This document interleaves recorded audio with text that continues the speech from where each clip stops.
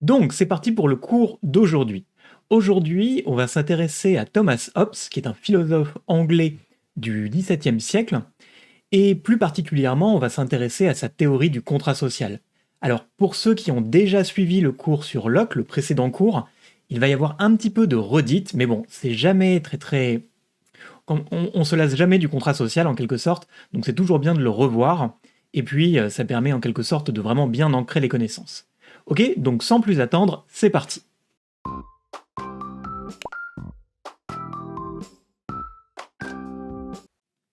Alors, comme d'habitude, le cours il se déroule en 3 phases. Une première phase, réflexion, dans laquelle on se pose des questions, on essaye vraiment de réfléchir de façon philosophique au sujet. Ok, on essaye d'aborder les choses de manière neutre pour vraiment réfléchir. Ensuite, une deuxième partie davantage rigoureuse, une partie court, dans laquelle on étudie ces questions à partir d'un philosophe. Et là, aujourd'hui, ça va être Thomas Hobbes. Si c'est juste le cours qui vous intéresse, vous pouvez zapper, vous pouvez passer directement à la deuxième partie, avec normalement les liens qui sont juste en dessous. Et une troisième partie, quiz, dans laquelle il y a des petites questions pour vérifier qu'on a bien compris le cours. Ok? Donc c'est parti tout de suite avec la partie réflexion. Pourquoi est-ce que l'on rentre en société? Là, cette partie, elle est un petit peu spéciale. D'habitude, je fais juste vraiment un cas concret sur lequel on réfléchit. Là, il va y en avoir deux. Un premier cas, un film, American Nightmare, et un deuxième cas concret qui est un petit peu plus classique, qui est une fable de La Fontaine, Le loup et le chien. Et donc, on va essayer de comprendre pourquoi est-ce que ces deux exemples, ils peuvent être pertinents pour essayer de comprendre Hobbes. Ok, donc premier exemple, American Nightmare. Alors, si vous n'avez pas vu le film, le principe, il est assez simple, c'est que une nuit par an, eh bien, tout est autorisé aux États-Unis. Ok? Donc vraiment, vous pouvez faire ce que vous voulez, vous pouvez faire des crimes, des délits, vous pouvez tuer, voler, vous pouvez aller attaquer votre voisin, lui voler tout ce qu'il a. Donc ça rebondit un petit peu avec ce que l'on a vu dans le dernier cours avec Locke. Vraiment, vous pouvez faire tout ce que vous voulez, il n'y a aucune loi, tout est permis. Et précisément, puisque tout est permis, eh bien, c'est le chaos, c'est n'importe quoi. Tout le monde se tue, les gens cherchent à s'enfuir, à se défendre, à attaquer. Bref, c'est vraiment l'anarchie, c'est-à-dire qu'il n'y a pas d'État pour contrôler en fait les citoyens et pour s'assurer que tout roule. Ok? Donc c'est vraiment, c'est un grand, enfin, il y a un grand état de violence. Chacun peut faire ce qu'il veut, et vu que chacun peut faire ce qu'il veut, eh bien la liberté des uns empiète sur celle des autres et ça devient vraiment n'importe quoi. Ok? Donc c'est vraiment un état de chaos, un état de violence. Tout le monde a peur et justement ça va faire écho à ce que Hobbes il va dire, puisqu'on pourrait dire qu'en fait chacun est un loup pour l'homme. Tout le monde est dangereux envers ses semblables. Ok? Donc c'est vraiment pas un état qui est souhaitable a priori. Mais là, juste pour raconter un petit peu le film, ils le font en quelque sorte pour vraiment se déchaîner un jour par an. Ça permet d'éviter qu'il y ait trop de tensions qui s'accumulent dans la société. Donc à la limite, bon, pourquoi pas, mais cette nuit, c'est pas du tout une nuit où tout est calme, c'est une nuit où c'est vraiment n'importe quoi. Voilà, c'est assez intéressant parce que ça permet de s'interroger, de façon un peu ludique, sur ce qu'il pourrait arriver finalement en l'absence de loi. Parce que là, on voit bien, en temps normal, dans cette société, il y a des lois, et seulement un jour par an, tout est permis, il n'y a plus de loi, tout le monde peut faire ce qu'il veut. Et là, dans cette vision des choses, en fait, les gens, a priori, ne respectent pas la loi simplement par respect de la loi, par pur devoir moral, comme pourrait le dire Kant, mais ils respectent la loi simplement parce qu'il y a des punitions. Ça, on le reverra d'ailleurs un petit peu après, dans le prochain cours d'ailleurs, avec Platon et l'anneau de Gigès. Mais là, a priori, ce que ça révèle, c'est que si les citoyens ne risquent pas d'être punis, n'ont pas cette menace de la punition, eh bien, ils décident de faire absolument ce qu'ils veulent, et dans ce qu'ils veulent, eh bien, il y a des choses extrêmement violentes, extrêmement, oui, cruelles, enfin, le meurtre, le viol, plein de trucs horribles, a priori, dans la société, qui, là, sont acceptés, et finalement, les gens ne se privent pas.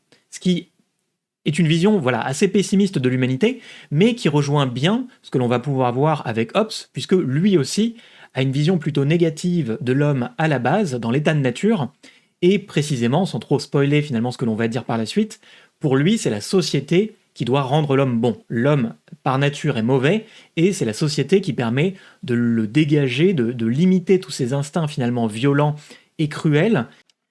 Donc, je vous pose la question, croyez-vous que la société serait comme American Nightmare, sans un gouvernement pour maintenir l'ordre?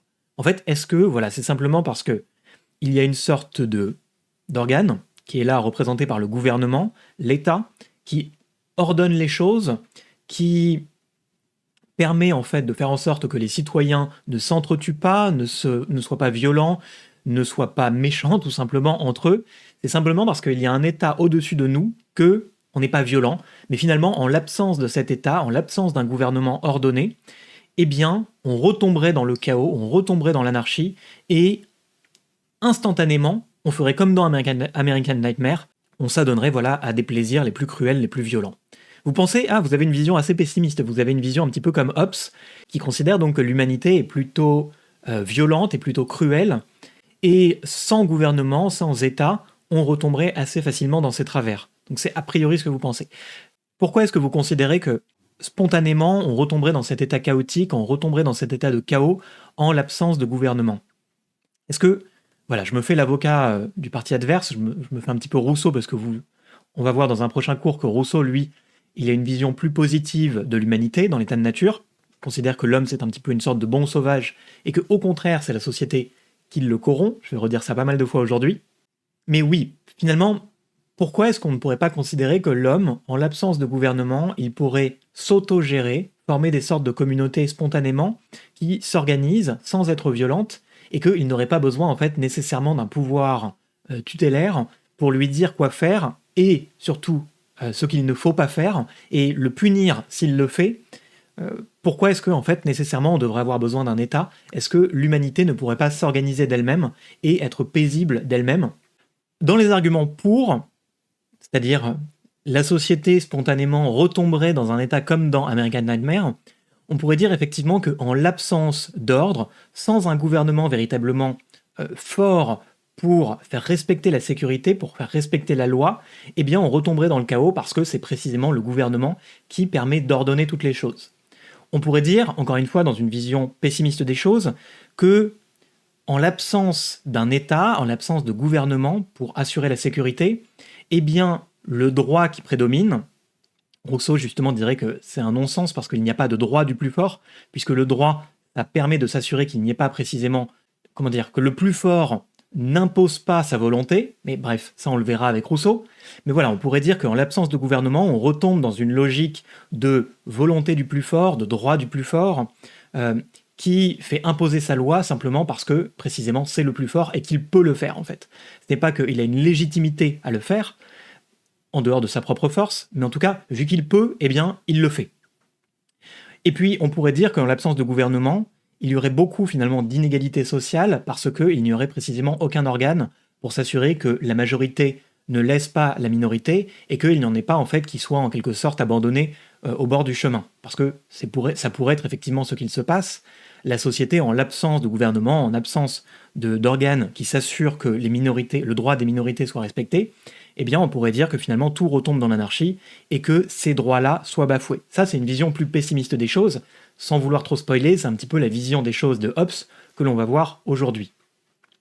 Ensuite, dans les arguments contre, dans les arguments qui consisteraient à dire que, en fait, même en l'absence de gouvernement, la société ne retomberait pas dans une logique comme dans American Nightmare, parce que, en fait, l'homme est naturellement bon, et que c'est une erreur a posteriori de croire que l'homme est mauvais. En fait, Rousseau, là pour faire un petit peu la balance, Rousseau dirait au contraire que cette vision négative de l'homme, on ne l'a que parce qu'on ne connaît l'homme que dans un état social, et c'est précisément la société qui va le corrompre. Donc en fait, cette vision dénaturée de l'homme, d'un homme mauvais, elle existe seulement précisément parce que l'on est en société, mais si on était à l'écart, enfin si on était en dehors de la société, l'homme précisément ne serait pas mauvais, ok ? C'est une vision des choses plus positive, enfin une vision de l'humanité plus positive que pourrait défendre Rousseau, ok ? Un autre argument, ça pourrait consister à dire que dans certaines sociétés, eh bien, il y a quelque chose comme l'auto-organisation. Toutes les sociétés ne sont pas organisées autour d'un État central qui organise toutes choses, en fait, de façon verticale. on pourrait considérer certaines sociétés qui organisent les choses de manière horizontale et où les citoyens d'eux-mêmes, en fait, font respecter un certain ordre sans qu'il n'y ait d'État central organisé. Ok. Après, on pourrait apporter des petites nuances, peut-être que lorsque les sociétés grossissent, en fait, ça devient de plus en plus difficile de se passer d'un État central. Ok. Donc ça pourrait être les arguments, voilà, pour et contre, pour dire que la société retomberait dans un état d'anarchie violent. Alors, ça, c'était le premier exemple. C'était l'exemple qui portait donc sur le film La Purge. Le deuxième exemple, un petit peu plus classique, mais qui illustre bien aussi cette logique de liberté versus sécurité, c'est une fable de La Fontaine qui s'appelle Le loup et le chien. Je ne sais pas si vous en avez déjà entendu parler. C'est pas la fable la plus connue, mais elle est assez intéressante pour étudier justement les théories du contrat social. Donc, je vais vous la lire. Donc, le loup et le chien. Alors, un loup n'avait que les os et la peau. Tant les chiens faisaient bonne garde, ce loup rencontre un dogue aussi puissant que beau, gras, poli, qui s'était fourvoyé par mégarde. L'attaquer, le mettre en quartier, Sire Loup lui fait volontiers. Mais il fallait livrer bataille, et le matin était de taille, à se défendre hardiment. Le loup donc l'aborde humblement, entre en propos et lui fait compliment sur son embonpoint qu'il admire. Il ne tiendra qu'à vous, beau sire, d'être aussi gras que moi, lui répartit le chien. Quittez les bois, vous ferez bien. Vos pareils y sont misérables, cancres, airs et pauvres diables, dont la condition est de mourir de faim. Car quoi? Rien d'assuré, point de franche lipée, tout à la pointe de l'épée. Suivez-moi, vous aurez un bien meilleur destin. Le loup reprit. Que me faudra-t-il faire? Presque rien, dit le chien. Donner la chasse aux gens, portant bâton et mendiant, flatter ceux du logis, à son maître complaire, moyennant quoi votre salaire sera force relief de toutes les façons, eau de poulet, eau de pigeon, sans parler de maintes caresses. Le loup déjà se forge une félicité, qui le fait pleurer de tendresse. Chemin faisant, il vit le col du chien pelé. Qu'est-ce là? Lui dit-il. Rien? Quoi rien? Peu de choses, mais encore. Le collier dont je suis attaché, de ce que vous voyez est peut-être la cause. Attaché? Dit le loup. Vous ne courez donc pas? Où vous voulez? Pas toujours, mais qu'importe. Il importe si bien que de tous vos repas, je ne veux en aucune sorte, et ne voudrais pas même à ce prix un trésor. Cela dit, maître loup s'enfuit et court encore. Ok, donc, je ne sais pas si vous avez compris la fable, elle est assez sympa cette fable, je trouve, et encore une fois, elle illustre plutôt bien le point de vue qui consiste à se demander est-ce que la liberté est préférable à la sécurité ou est-ce que c'est l'inverse? Parce que, juste pour vous poser la question, et puis je développe en même temps, est-ce que vous seriez plutôt loup ou plutôt chien? Parce que, pour résumer la morale de l'histoire, c'est que d'un côté, on a le loup qui est entièrement libre. Il fait ce qu'il veut, comme on a vu, il court dans les champs, il chasse, mais précisément, il doit chasser. Il n'a pas une gamelle, il n'a pas un bon repas, il n'a pas un maître qui vient le caresser, il n'a pas chaud parce qu'il dort finalement dehors. Alors que le chien, lui, c'est tout l'inverse. Le chien, lui, il a une gamelle, il mange quand son maître lui donne à manger, mais en tout cas, il ne meurt pas de faim, il ne meurt pas de froid. Mais le problème, le gros bémol, c'est que précisément, il a un collier. Et ce collier, qu'est-ce qu'il symbolise? Il symbolise le fait que le loup, il n'est pas libre, pardon, que le chien, il n'est pas libre de faire tout ce qu'il veut. Effectivement, il a une belle vie, il a une bonne vie, et il a une vie paisible. Il vit en sécurité, encadré finalement par les règles de son maître, mais précisément, il a un maître. Et ce maître, il peut interdire des choses à son chien. Peut-être que son chien, il ne peut pas aller derrière l'enclos. Peut-être que son chien, le soir, il ne peut pas sortir. Bref, son chien, il a tout un tas de restrictions que n'a pas le loup. Mais le loup, lui, il n'a pas tous les côtés positifs du chien. Il ne peut pas manger quand il a faim, en fait, le loup, il est obligé de chasser. Quand il a froid, eh bien, pas de bol, mais il est obligé de dormir dans la forêt. Donc, le loup, il vit une vie bien plus rude. Mais la rudesse de cette vie, le côté positif, c'est que finalement, il l'a choisi. Et c'est tout là le débat, et je trouve que c'est vraiment un débat très intéressant parce que c'est un débat qui a encore sa place en politique. Est-ce que, finalement, la liberté est préférable à la sécurité, ou alors, est-ce qu'il vaut mieux être un peu moins libre, mais avoir davantage de sécurité, de possibilités, parce qu'on est restreint, soit par un gouvernement ou par autre chose, mais en tout cas, voilà, en politique, ça pourrait s'exprimer comme ça. l'opposition contemporaine en fait entre gauche et droite, on pourrait d'une certaine façon considérer que l'opposition entre en politique, la gauche et la droite, d'un côté, on pourrait considérer qu'il y a un parti qui valorise davantage la liberté, et d'un autre côté, il y a un parti qui valorise davantage la sécurité, peut-être. Et c'est vrai que, bon, je schématise évidemment, c'est bien plus compliqué que ça en réalité, mais en tout cas, c'est vrai que les valeurs, lorsque on a des idées politiques, on met certaines valeurs en fait en avant, et les valeurs que l'on choisit, généralement, c'est assez intéressant de comprendre pourquoi est-ce qu'on les choisit. Est-ce qu'il vaut mieux davantage un peu plus de liberté au détriment d'une certaine sécurité? Ou alors, est-ce que la balance est légèrement inversée et qu'il vaut mieux davantage de sécurité au détriment d'un petit peu de liberté? Vous voyez, est-ce que finalement on est, pour éviter de faire tout l'un ou tout l'autre, être soit entièrement en sécurité ou entièrement en liberté, c'est vrai que ça n'aurait pas trop de sens, en fait, de se poser vraiment complètement d'un côté ou complètement de l'autre. Mais si on considère les choses de façon un petit peu plus nuancée, en gros, est-ce qu'il vaut mieux, par exemple, 60% de liberté et 40% de sécurité, ou l'inverse? Je dirais que la sécurité permet d'une certaine manière d'être plus libre. Ici, la liberté du loup est une illusion. Il est soumis... Oui, c'est vrai aussi, ça on le verra dans le cours sur la liberté. Est-ce que celui qui croit être libre parce que, précisément, il peut et il veut faire tout ce qu'il veut quand il veut, est-ce qu'il est véritablement libre? Ou est-ce qu'en fait, il est soumis à ses instincts et il est moins libre que celui qui respecte la loi qu'il se donne à lui-même, l'autonomie, on verra ça avec Rousseau, et qui se dit « Moi, je ne fais pas tout ce que je veux parce que je sais m'imposer mes limites et que ce n'est pas seulement mon corps et mes instincts qui dictent ma conduite, c'est ma raison. » Et finalement, puisque c'est de façon raisonnée que je décide des propres lois que je me donne à moi-même, eh bien, en fait, paradoxalement, je suis plus libre que celui qui agit purement par instinct et qui fait tout ce qu'il veut quand il veut. Parce que faire tout ce que l'on veut quand on veut, en réalité, bien souvent, c'est être sous l'autorité, sous la servitude de son propre corps. Et généralement, par définition, si on est asservi, eh bien on n'est pas libre. Donc, deuxième partie du cours, et maintenant on va s'intéresser de façon un petit peu plus rigoureuse à un philosophe, et aujourd'hui c'est Thomas Hobbes, et on va s'intéresser plus particulièrement à sa conception du contrat social. Okay, et vous allez voir, justement, c'est pas anodin, les exemples que l'on a vus dans la partie réflexion, eh bien, on va essayer de les comprendre à travers le prisme de Thomas Hobbes. Donc, Thomas Hobbes, c'est un philosophe anglais du XVIIe siècle, et juste pour faire un tout petit point de biographie, sans vraiment rentrer dans les détails de sa vie, il y a vraiment un événement en particulier qui est assez intéressant, et c'est important de le comprendre pour précisément bien analyser et bien comprendre pourquoi est-ce qu'il a développé cette version du contrat social, et par exemple pas celle un peu plus positive, beaucoup plus positive de Rousseau. C'est parce que dans la vie de Hobbes, en fait, il a connu la guerre civile anglaise, la première révolution anglaise, celle de Cromwell.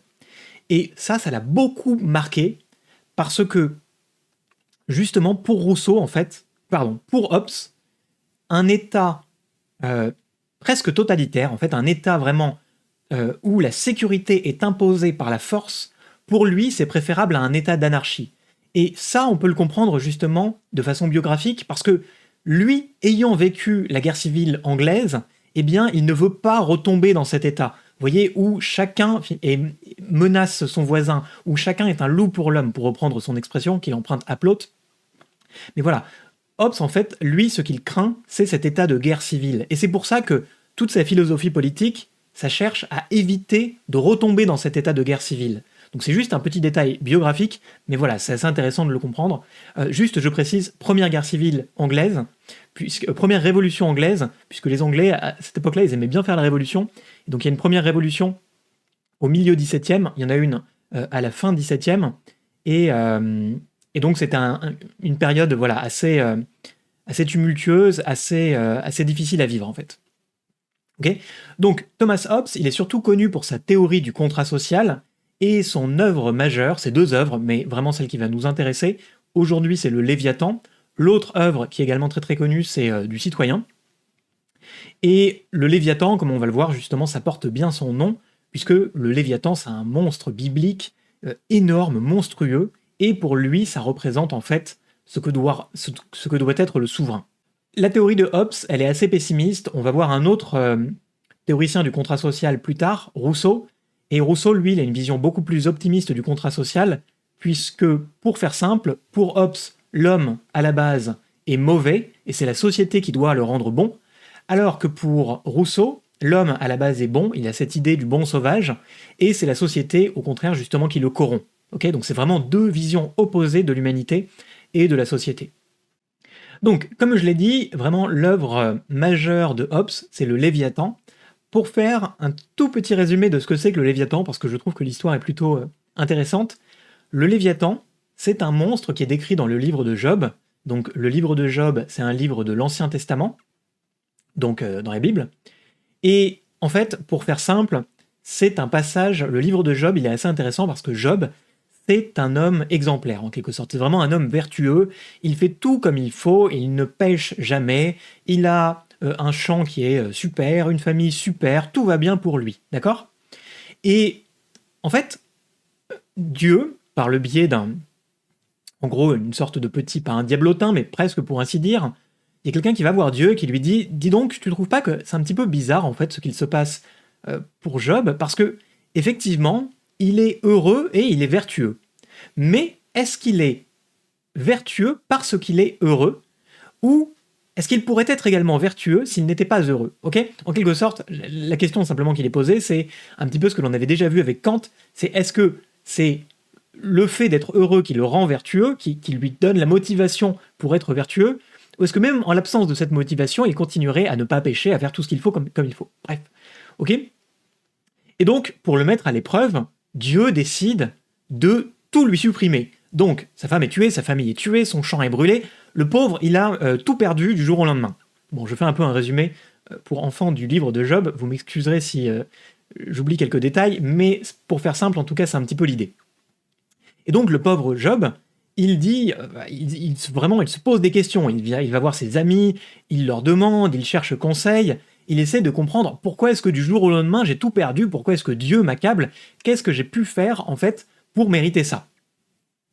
Et donc, bon, il y a pas mal de rebondissements, il essaie véritablement de chercher, mais pour le dire simplement, il galère, et à un moment, Dieu décide d'intervenir parce qu'il voit bien que Job n'a pas la réponse.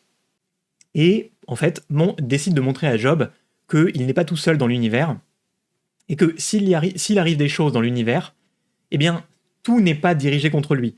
Et entre autres, justement, il décide de lui faire, de façon un petit peu symbolique, une sorte de tour de l'univers pour lui montrer tout ce qu'il y a dans l'univers. Il lui montre les plus grands monts, il lui montre les profondeurs les plus profondes, il lui montre vraiment des choses incroyables dans l'univers, pour lui montrer que, en fait, c'est son œuvre et qu'il y a plein d'autres choses que simplement le pauvre Job, d'accord? Et entre autres, justement, il lui montre dans les profondeurs de l'océan le Léviathan. Le Léviathan, c'est une sorte de dragon géant, un monstre vraiment un peu comme le monstre du Loch Ness, si vous voulez, mais il est vraiment impressionnant, il est monstrueux, c'est il est extrêmement fort. Enfin voilà, c'est vraiment impressionnant ce Léviathan. Et donc, tout ça pour dire, de fil en aiguille, pourquoi est-ce que je vous ai parlé du Léviathan? Eh bien, parce que le Léviathan, ça représente en fait l'image du souverain pour Hobbes. Pour Hobbes, comme dans l'état de nature, eh bien, on est dans un état de guerre de tous contre tous, pour justement que cesse cette anarchie et pour vivre dans un état paisible, il faut bien faire attention d'ailleurs. C'est vrai qu'à l'oral, c'est difficile de faire la distinction entre l'état de nature, c'est un état avec un petit « et », ok, c'est simplement l'état des choses. Alors que on parle aussi, dans ce contexte, de l'état avec un grand « et », quand on considère l'état dans le sens le gouvernement, si vous voulez. Donc il faut bien faire la distinction entre les deux. L'état de nature, c'est avec un petit « et », ok, c'est pas l'état, le gouvernement, parce que du coup, précisément, l'état de nature, c'est un état sans gouvernement. Donc voilà, c'était juste pour préciser. Donc, dans l'état de nature, Hobbes, lui, est très très pessimiste. Il a cette image certainement de guerre civile anglaise, encore une fois, de première révolution, où c'est l'anarchie, où tout le monde est en guerre contre tout le monde. Il reprend une citation de Plaute, « L'homme est un loup pour l'homme ». Soit dit en passant, Hobbes, lui, il l'utilise pour dire justement que lorsque l'homme est un loup pour l'homme, pour Hobbes, ça veut dire que l'homme est dangereux parce que, effectivement, le loup, c'est un animal a priori qui est dangereux. Et donc il dit que chacun est dangereux pour son semblable parce que on n'hésite pas à se tuer, on n'hésite pas à se voler, on n'hésite pas à s'entretuer, enfin bref, on n'hésite pas à être méchant en fait dans l'état de nature, dans l'état anarchique. Plaute, lui, il l'utilise dans un autre sens. En fait, il dit c'est plus pour symboliser la peur plutôt que la violence. Bon, c'est un détail, mais c'est intéressant de le savoir. Euh, donc voilà, tout ça pour dire, vraiment, dans l'état de nature, pour Hobbes, l'homme est violent envers ses semblables et c'est dangereux en fait. Effectivement, l'état de nature, c'est bien, c'est bien. Alors ça dépend pour qui, mais c'est la loi du plus fort. C'est-à-dire que celui qui est très fort physiquement, eh bien, il peut aller tuer, il peut aller voler son voisin parce que il peut le faire physiquement. Mais le problème, c'est que tout le monde n'est pas fort physiquement, et puis même à la limite, on pourrait dire que sans parler nécessairement de force physique, on pourrait utiliser de la malice, et on pourrait être méchant envers les autres, en s'associant, en faisant des plans un petit peu pernicieux, enfin bref, on pourrait simplement être un loup pour l'homme sans nécessairement employer la force physique, mais en faisant des plans, en fait, tout simplement méchants, ok? Donc voilà, encore une fois, en dehors de la société, avant la société, puisque c'est le principe du contrat social, je l'ai expliqué dans le précédent cours, mais je le réexplique maintenant, le contrat social, c'est une fiction qui permet de comprendre, d'expliquer pourquoi est-ce que l'homme décide de rentrer en société. Ok, puisque a priori, c'est vrai qu'on pourrait se dire l'état anarchique, c'est plutôt pas mal. Précisément, l'anarchie, c'est l'absence de gouvernement, l'absence d'État, l'absence de loi, par symétrie, l'absence de droit aussi. Mais après tout, pourquoi pas? Si finalement on vit sans gouvernement, dans un état de nature, ça pourrait être pas mal, parce qu'on a une liberté qui est absolue, comme le loup dans la fable de La Fontaine. Mais pour Hobbes, eh bien, ce n'est pas souhaitable. Ce n'est pas souhaitable pourquoi? Parce que, encore une fois, eh bien, on est dangereux envers nos semblables, et qu'en l'absence de gouvernement, chacun fait n'importe quoi, on retombe dans American Nightmare, et ça devient un état anarchique violent. Ok? Donc ça, voilà, c'est vraiment ce qu'il faut comprendre pour l'état de nature chez Hobbes, c'est un état qui n'est pas souhaitable. Donc, pour Hobbes, il y a la nécessité d'un pouvoir centralisé. Ça, c'est vraiment très très important. Par le biais du contrat social, le deal, alors c'est un deal tacite, hein, c'est pas littéralement, les gens n'ont pas signé, personne n'a signé un contrat pour dire « Ok, j'accepte de rentrer en société et j'abandonne une partie de mes libertés ». Personne n'a fait ça. Hobbes en est bien conscient, mais c'est simplement une expérience de pensée pour comprendre pourquoi est-ce que c'est avantageux de rentrer en société et pourquoi l'humanité tout entière, quasiment, a décidé de rentrer en société plutôt que de rester dans un état naturel qui serait dangereux. Ok, donc c'est une expérience de pensée, mais c'est une expérience de pensée, comme souvent, qui est intéressante parce que ça nous permet de comprendre les raisons pour lesquelles on fait certaines choses. D'accord? Donc, pour expliquer la vision de Hobbes, le contrat social de Hobbes, l'idée c'est que, vous avez bien compris, j'ai bien insisté, l'état de nature il est dangereux. Donc, les humains, l'humanité, décident pour quitter cet état dangereux, où l'homme est un loup pour l'homme, de signer un contrat social, de rentrer en société. Et comment est-ce que ça se fait? En fait, l'idée c'est que vous abandonnez une partie de vos libertés à un souverain, à un dirigeant, à quelqu'un qui a le pouvoir, qui a un pouvoir centralisé, vous voyez, on n'y est pas encore, mais on pourrait parler de monopole de la violence, pour reprendre l'expression de Weber. Mais c'est cette idée, c'est-à-dire que l'homme, puisqu'il voit bien qu'il ne souhaite pas rester dans cet état de violence perpétuelle, de guerre civile perpétuelle, eh bien, il abandonne une partie de ses libertés, il dit « Ok, toi, le souverain, pour, on va le voir, mais pour Hobbes, c'est un monarque, parce que le monarque, et par extension, en fait, le monarque de droit divin, justement, c'est celui qui peut le plus se saisir de l'autorité et assurer un pouvoir fort. Et donc, il abandonne, le citoyen décide d'abandonner une partie de ses libertés, dit « Ok, je te donne une partie de mes libertés, toi, le souverain, et en échange, le deal, c'est que toi, tu m'assures la sécurité. » Donc, vous voyez, c'est pas n'importe quoi. C'est pas simplement le souverain, finalement, c'est pas celui qui a tous les droits, peu importe finalement ce qu'il fait. Il a quand même un deal, il a quand même une clause, c'est qu'il doit assurer la sécurité de son peuple. S'il n'assure pas la sécurité, alors eh bien, le contrat social est rompu, et à la limite, il pourrait y avoir des conséquences. Mais vous voyez, pour faire simple, l'idée c'est vraiment vous abandonnez une partie de vos libertés, et en échange, vous recevez la sécurité, le fait de ne pas avoir en permanence à regarder derrière vous, parce que vous craignez en fait de vous faire voler, de vous faire tuer. Donc vous voyez, il faut bien comprendre ça. Dans l'état de nature, on a une liberté qui est pour ainsi dire illimitée, mais du coup la violence est présente parce que cette liberté illimitée, elle est également présente chez mon voisin qui peut décider de faire ce qu'il veut de sa liberté et donc de me tuer, de me voler, de faire vraiment ce qu'il veut. Je passe, par le biais du contrat social, en société, j'abandonne une partie de mes libertés au souverain, et lui, il prend cette liberté, il prend ce droit de tuer, de punir, de faire ce qu'il veut en fait, de cette liberté qui était absolue avant, et puisque c'est lui qui dispose de ce droit, de cette liberté de tuer en fait, eh bien il m'assure moi ma sécurité. Donc vous voyez, le deal est plutôt pas mal a priori, c'est vrai que j'abandonne une partie de mes libertés, mais en échange, eh bien j'ai davantage de sécurité. Et il faut bien comprendre, j'insiste, mais pour Hobbes, eh bien ça c'est vraiment très très cohérent, puisque lui, ayant connu la guerre civile anglaise, ayant connu la première révolution, il préfère un État où le souverain est fort, voire autoritaire, plutôt qu'un État où le souverain se fait marcher dessus par son peuple, et où on retombe dans un État anarchique, et donc dans un État violent. En fait, pour Hobbes, ça c'est vraiment le pire du pire. Il vaut mieux vivre sous un régime autoritaire plutôt que de vivre dans un État anarchique et violent. Hobbes, pour lui, voilà, le meilleur souverain, c'est le monarque, parce que c'est lui qui peut avoir l'autorité la plus centralisée.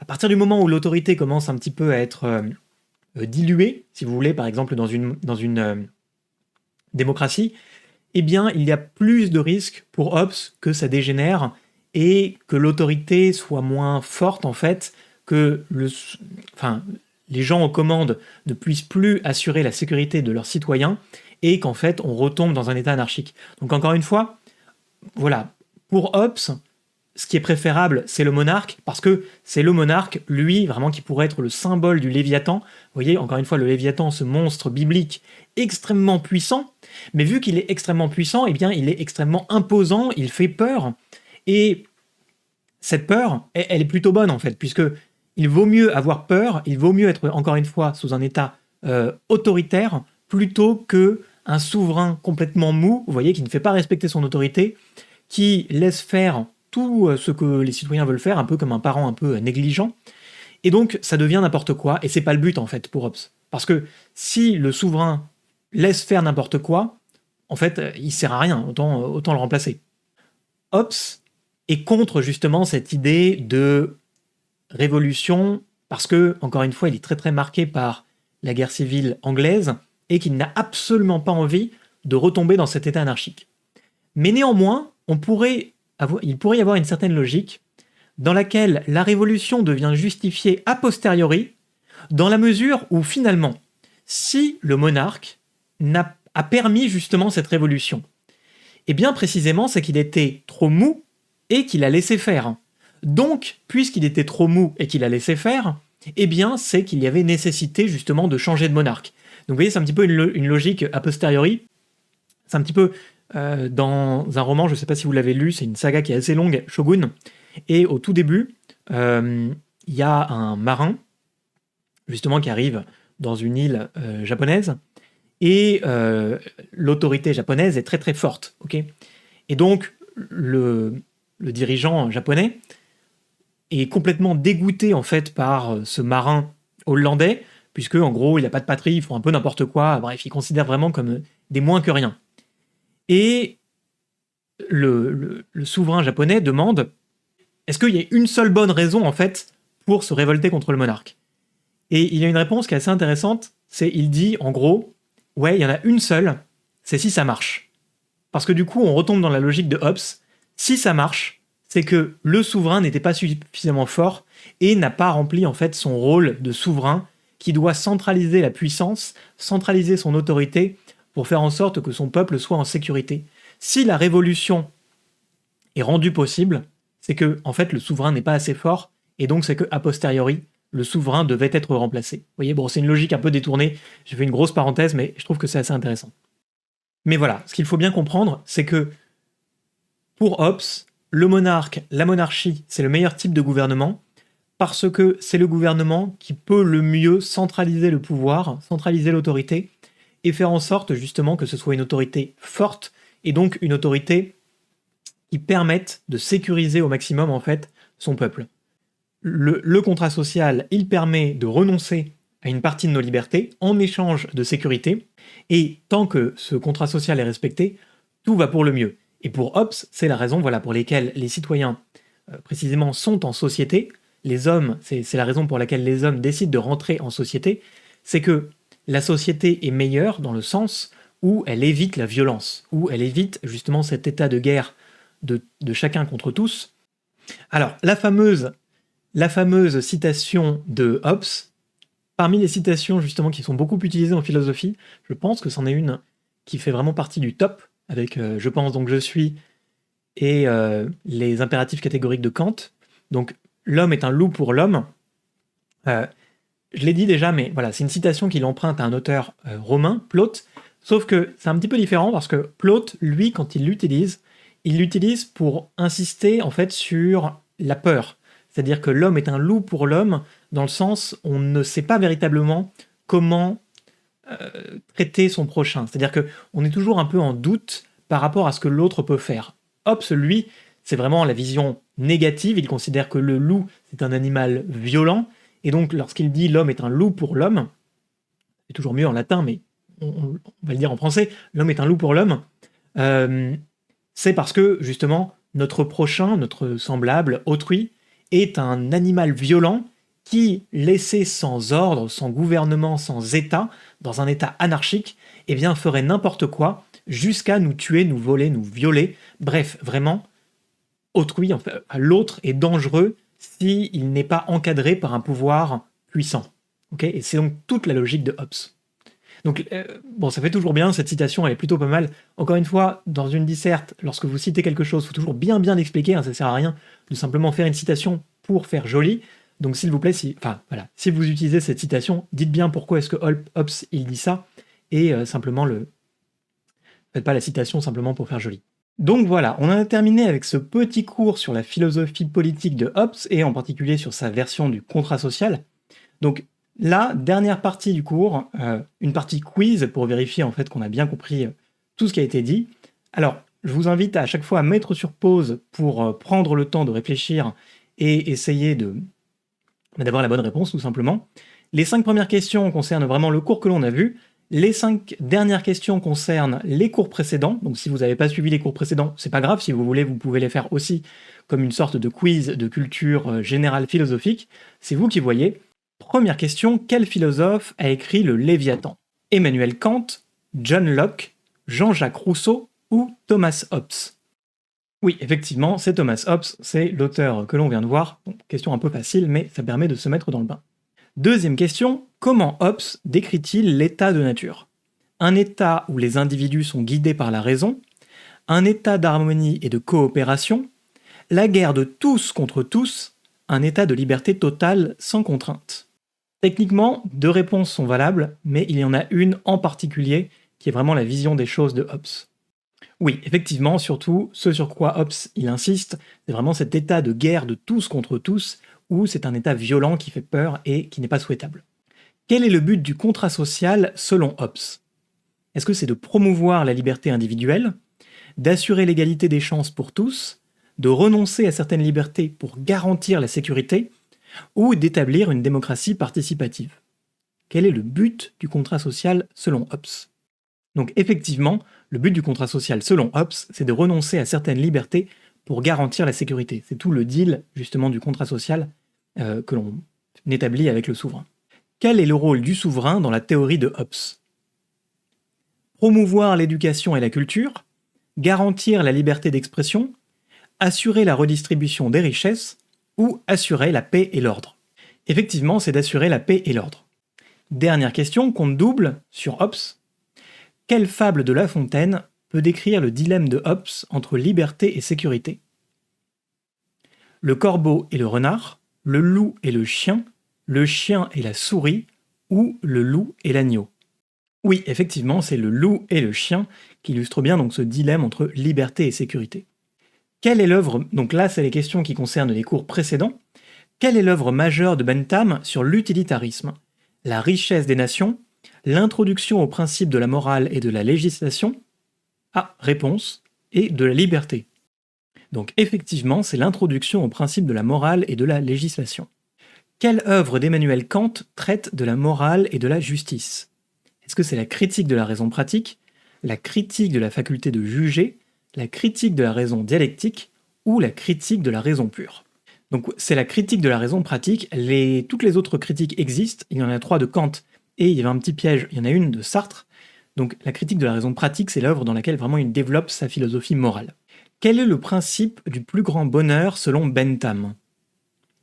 Le bonheur peut seulement être atteint à travers la souffrance, le bonheur de l'individu avant tout, la plus grande quantité de bonheur pour le plus grand nombre de personnes, le bonheur est un idéal inatteignable. Oui, effectivement, c'est la devise utilitariste, la plus grande quantité de bonheur pour le plus grand nombre de personnes. Avant-dernière question, qu'est-ce qu'un droit fondamental? Alors, comment dire? Selon Locke, un concept philosophique abstrait sans application pratique, un droit inaliénable et universel inhérent à chaque individu, un privilège accordé par le gouvernement ou une obligation légale imposée aux citoyens. Effectivement, c'est un droit inaliénable et universel inhérent à chaque individu. Et dernière question, compte double, quel est le rôle du contrat social dans la pensée de Locke? Établir une monarchie absolue, promouvoir l'égalité économique, encourager la coopération internationale ou promouvoir les droits naturels des individus. Laquelle de ces options est correcte? Donc c'est protéger les droits naturels des individus. Donc c'est selon Locke. Attention, effectivement, aujourd'hui on a parlé de Hobbes. Là c'était vraiment Locke dont il est question. Et donc voilà, on en a terminé aujourd'hui avec ce cours sur Hobbes. J'espère que ça vous aura intéressé et que ça vous aura permis de mieux comprendre cette théorie du contrat social d'après le point de vue de Hobbes. Donc si ça vous a intéressé, n'hésitez pas à laisser un like et à vous abonner. Et puis, on se voit dans le prochain cours. À bientôt!